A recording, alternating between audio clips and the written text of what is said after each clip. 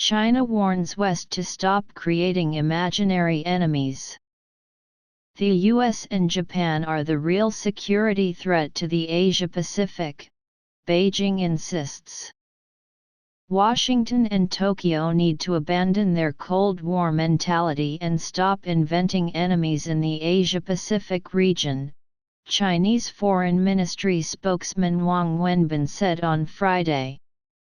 He described a recent joint statement by American and Japanese foreign and defense ministers as containing groundless smears and attacks on China.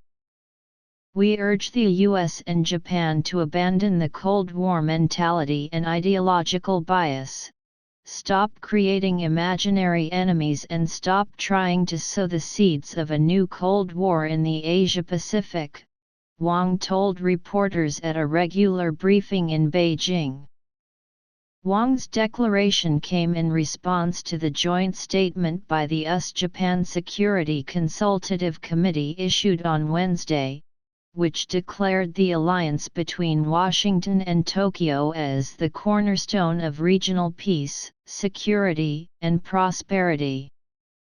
The document states that China represents the greatest strategic challenge in the Indo-Pacific region and beyond, and is signed by U.S. Secretary of State Antony Blinken, Defense Secretary Lloyd Austin, Japanese Foreign Minister Yoshimasa Hayashi, and Defense Minister Yasukazu Hamada.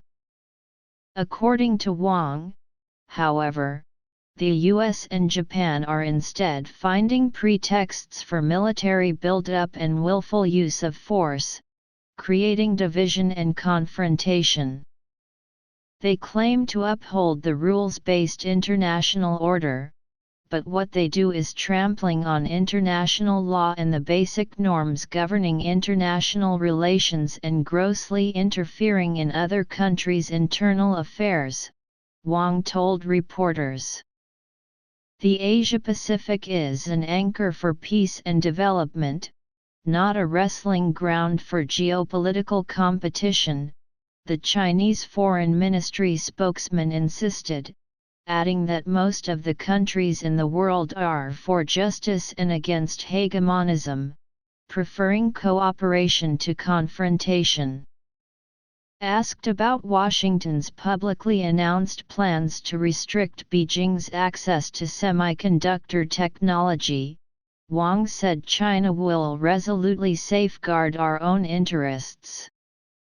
He accused the U.S. of abusing export controls and weaponizing trade in order to perpetuate its hegemony and selfish interests. This not only severely violates market rules but also disrupts international trade, he insisted.